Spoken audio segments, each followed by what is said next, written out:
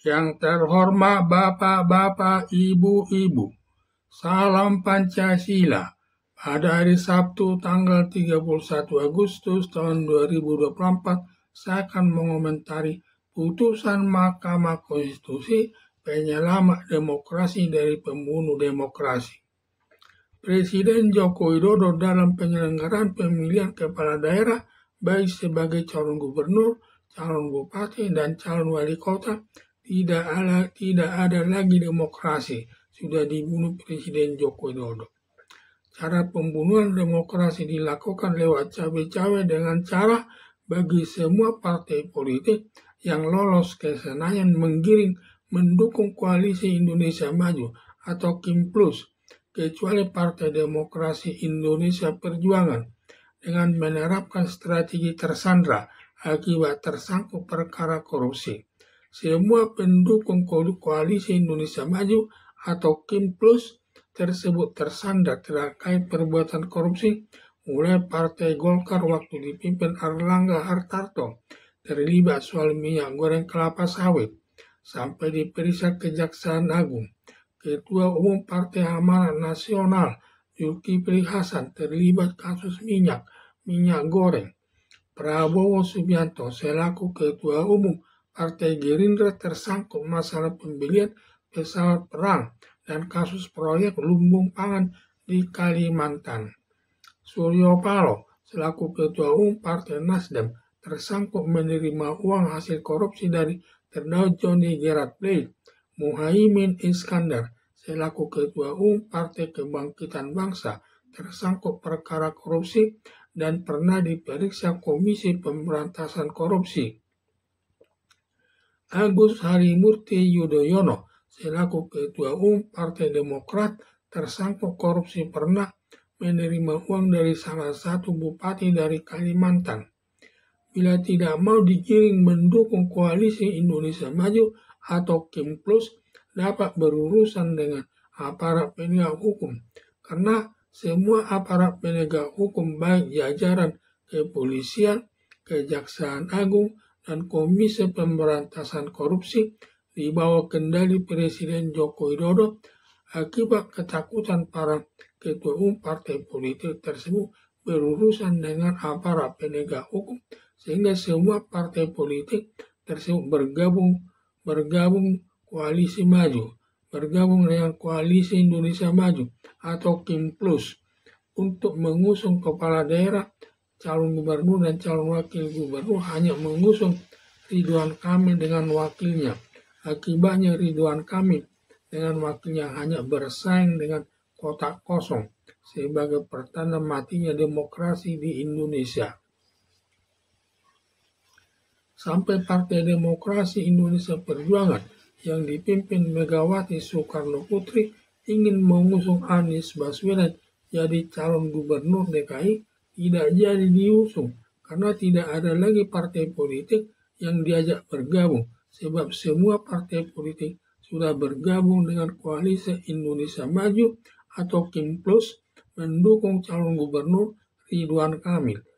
Karena suara Partai Demokrasi Indonesia Perjuangan suaranya hanya sekira 15%, masih kurang 5%, karena untuk mengusung calon gubernur DKI Jakarta syarat thresholdnya 20% kadernya yang duduk di DPR.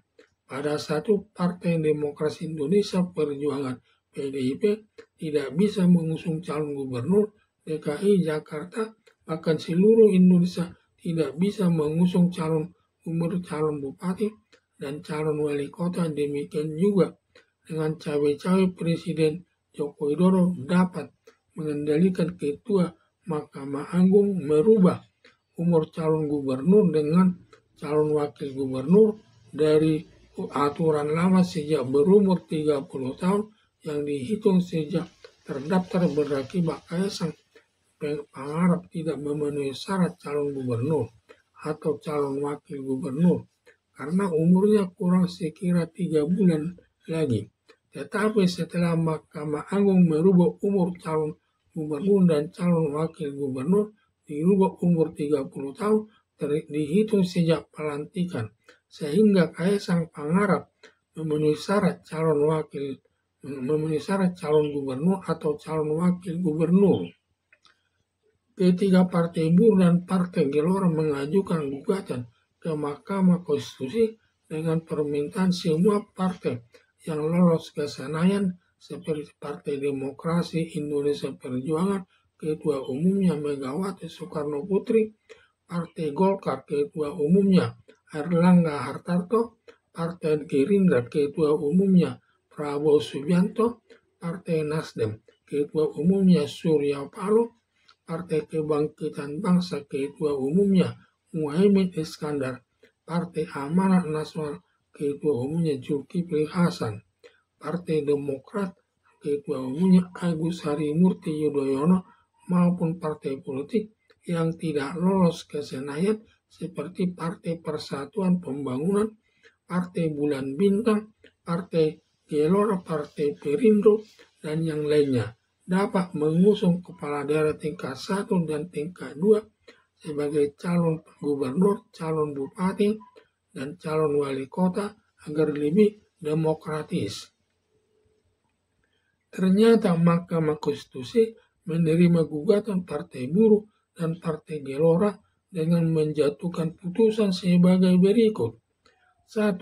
Putusan Mahkamah Konstitusi nomor 70 tahun 2024 memutuskan semua partai politik baik yang lolos ke Senayan maupun partai politik yang tidak lolos ke Senayan dapat mengajukan kepala daerah tingkat 1 dan tingkat 2 sebagai calon gubernur, calon bupati, dan calon wali kota dengan ketentuan syarat mengusung sebanyak 7% di daerah Jakarta, sehingga partai politik lebih demokrasi dan partai politik jauh lebih banyak dapat mengusung pejabat kepala daerah tingkat 1 sebagai calon gubernur dan calon wakil gubernur, sedangkan pejabat tingkat 2 sebagai calon bupati dan calon wakil bupati dan calon wali kota dan calon wakil wali kota. 2. Putusan nomor 70 tahun 2024 berisi calon gubernur dan calon wakil gubernur berumur 30 tahun dihitung sejak pendaftaran, berakibat Kaisang Pangarep tidak memenuhi syarat calon gubernur atau calon wakil gubernur karena umurnya masih kurang sekira 3 bulan lagi, sedangkan calon bupati dan calon wali kota berumur 25 tahun sejak terdaftar.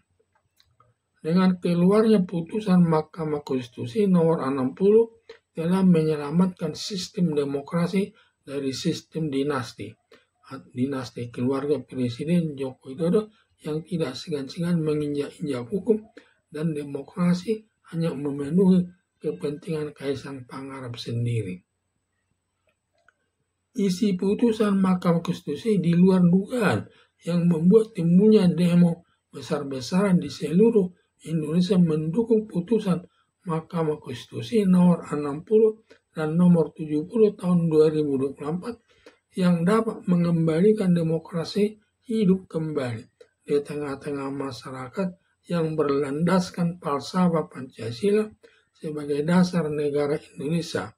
Sebaliknya, Presiden Joko Widodo tidak dapat mengendalikan kepala daerah berakibat banyak pendukungnya semulai yang meninggalkan Presiden Joko Widodo, ditambah hilangnya sistem dinasti, serta gagalnya Presiden Joko Widodo mengucilkan Partai Demokrasi Indonesia Perjuangan dalam mengusung pejabat kepala daerah tingkat 1 sebagai calon gubernur dan calon wakil gubernur dan pejabat calon bupati dan calon wakil bupati dan calon wali kota. Harapan saya, mari menjaga putusan Mahkamah Konstitusi, jangan sampai di tengah jalan dilakukan perubahan mematikan demokrasi dengan menghidupkan kembali sistem dinasti yang bertentangan dengan falsafah Pancasila sebagai dasar negara Indonesia. Sekian dan terima kasih.